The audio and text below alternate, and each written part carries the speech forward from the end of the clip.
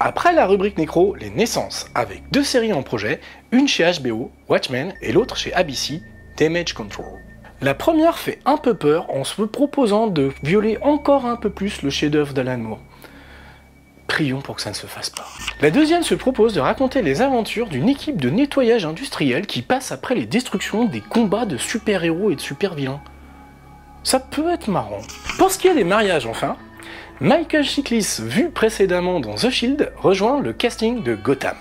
Et la plantureuse Jeri Ryan, vue et revue dans Star Trek Voyager, rejoint pour sa part le casting de Arrow.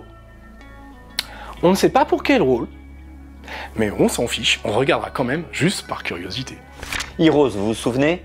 Cette série culte de 2006 s'était achevée sur une 4e saison juste pitoyable. Heroes Reborn relance la franchise avec donc un postulat nouveau, quelques années plus tard. La série est précédée de quelques webisodes qui aident à situer l'action mais sont heureusement loin d'être indispensables. Quant à l'histoire elle-même, on y retrouve très peu des personnages originels et il y a tout un nouveau cast qui peine un petit peu à convaincre, le pire étant certainement un des personnages issus justement des webisodes, une espèce de barbu faire-valoir caricatural qui surjoue en permanence. Malgré une rousse incendiaire dont je suis immédiatement tombé amoureux. Encore ? J'attends pour l'instant d'être conquis par cette suite qui est heureusement bien meilleure que la saison 4, mais encore un gros cran en dessous des débuts de la série. Et puis on a vu le pilote de Supergirl et vous allez voir.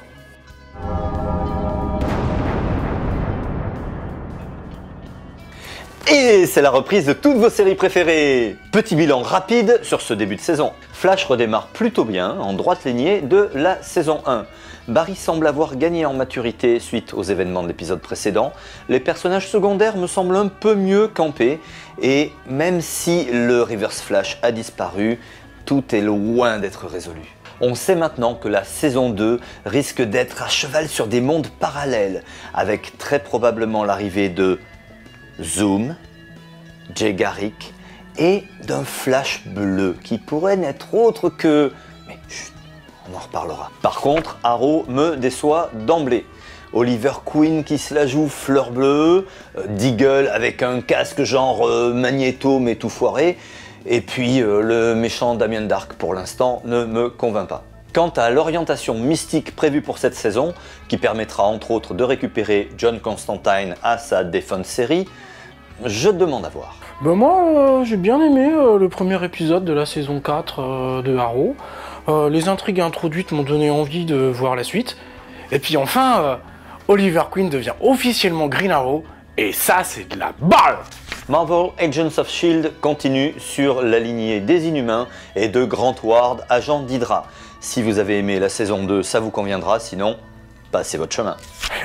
Ok, c'est moi qui regardais les épisodes de la saison 2 de Gotham. Et bon, bah c'est à la hauteur de la saison 1, donc pas très bon. Alors c'est regardable, hein, car bon, il y a plusieurs acteurs qui jouent bien, même parfois très bien. Mais alors le scénario, c'est complètement... Donc si, comme moi, vous avez supporté la saison 1, vous aimerez la saison 2. Et puis sinon, bah allez regarder un truc de vampire ou de zombie, quoi. Walking Dead, j'ai arrêté, c'était mauvais pour mon cerveau. Quant au spin-off Fear the Walking Dead, j'ai décroché au bout de 2 épisodes, comme des millions de téléspectateurs qui ont disparu soudainement, probablement bouffés par les zombies, ou juste morts d'ennui.